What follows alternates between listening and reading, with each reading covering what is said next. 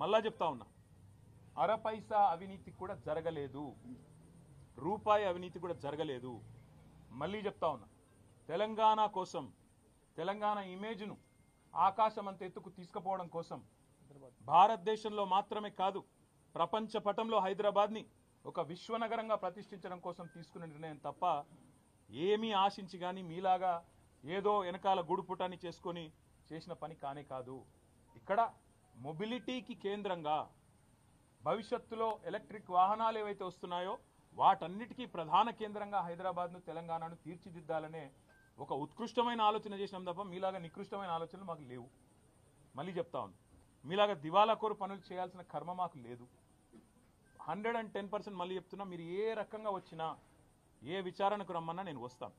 ఎల్లుండి 9వ తారీఖు నాడు కూడా లాయర్లతో మరి రేపు హైకోర్టు రిలీఫ్ ఇస్తే, నాకు అవకాశం ఇస్తే, హైకోర్టు మా వాదనను మన్నిస్తే, లాయర్లను అనుమతిస్తే లాయర్లతో పోతా, అటెండ్ అవుతాను.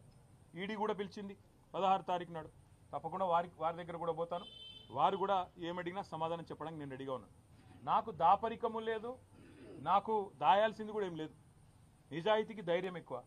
తప్పకుండా నేను ముమ్మాటికి ఒక తెలంగాణ బిడ్డగా, రేషం గల్ల బిడ్డగా, ఏ తప్పు చేయని, అనా పైసా అవినీతి చేయని బిడ్డగా చెప్తా ఉన్నా, ఏ విచారణ అనేది ఎదుర్కోవడానికి నేను సిద్ధం. ఇందులో శశబిషలు లేవు.